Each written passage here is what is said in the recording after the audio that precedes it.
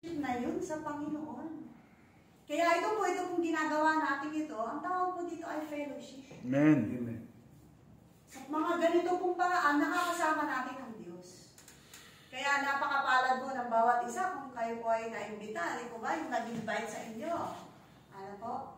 Ay dapat natin pasalamatan sapagkat hindi po lahat ng tao ay nakakaranas ng ganito. Hindi po lahat ng tao ay nakakatampo sa Panginoon. Sabihin niyo ako sa katabi mo, napakapalad mo kapatid na nandito ka. Napakapalad mo kapatid, nakilala mo pang. Nakilala mo pang. Amen? Kasi ang dami ng mga tao, they never experience the true God.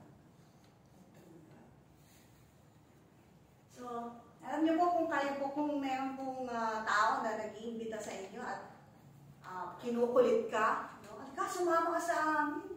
Halika, sumama ka sa Bible study. Halika, sumama ka sa prayer.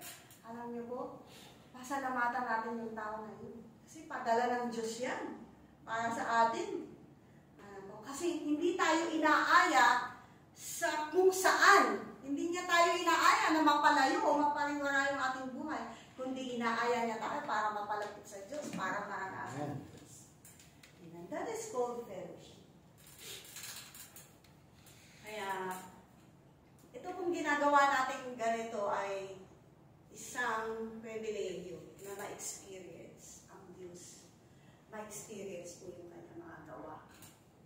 And truly, God is good. Amen. He moves and He works. Gumagawa po siya sa ating mga buhay. Amen.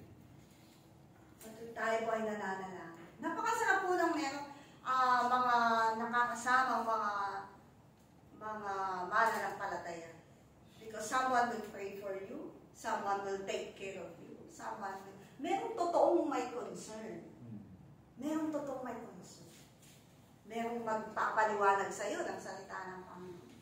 Merong mag-aakay sa iyo.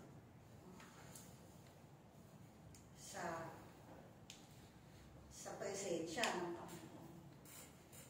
So, yun po yung una is to fellowship. Gusto po ng Panginoon, nakaka-fellowship po tayo.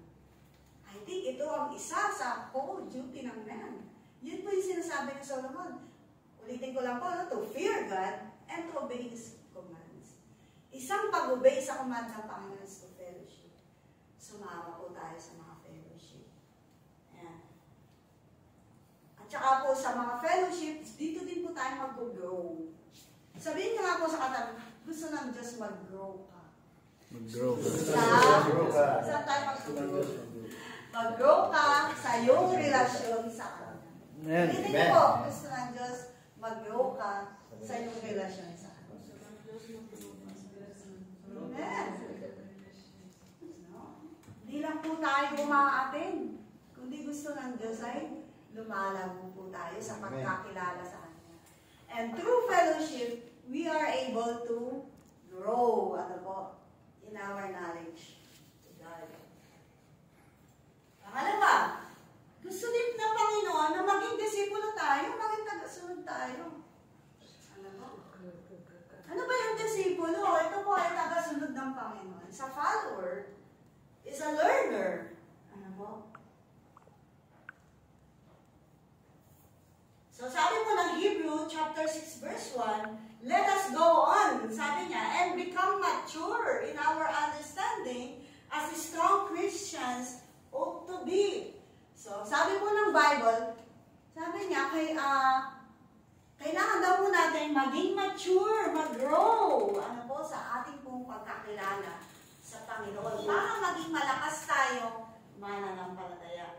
So God wants us to grow. God wants us to follow Him. God wants us to be His disciple. And number 3, hindi ko na po masyadong po yun. I-discuss na lang po yan sa inyo pong mga, meron po kayong mga OHB, Pastor? Ayan, sa inyo pong mga series. And ito pong pangatlo, God wants us to be useful. Ayan. Alam niyo po itong pangatlo ay napakaganda. Gusto lang po ng Diyos na tayo ay maging kagamit. Alam niyo po, nung hindi pa tayo nakakakilala sa Panginoon, alam niyo yung buhay natin, ginagamit ng diablo. po ba wala tayong control sa ating buhay? Ano, kung saan tayo ayain?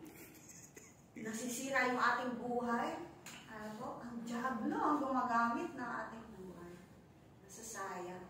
We end up na ruin yung ating buhay. Sira. Ano? Pagkatapos, masasayang yung ating, the whole of our life, ilang years. Ano? Na ginamit lang pala ng diablo. Dahil kung tao, sisira ka lang buhay. And God wants us, ito po yung purpose ng Panginoon sa atin, ito po yung gusto ng Panginoon sa atin, to be useful. And what to be useful? Sabi po sa 1 Peter 4:10, God has given each of you some special abilities. Amen. Be sure to use them to help each other. Ayan. Sabi din po ng 2 Corinthians 5:18-20, God has made peace between us and Himself. He gave us the work of telling everyone about the peace we can have with Him.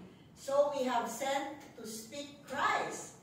In our work together with God, we beg those of you who have received Christ to not let it be wasted. So sabi niya, yung ating daw pong buhay ay ibinigay ng Panginoon upang ito ay magamit sa Kanya. Huwag daw natin itong sayangin. Ang sabi po na 1 Corinthians. Meron po pala tayong gamit.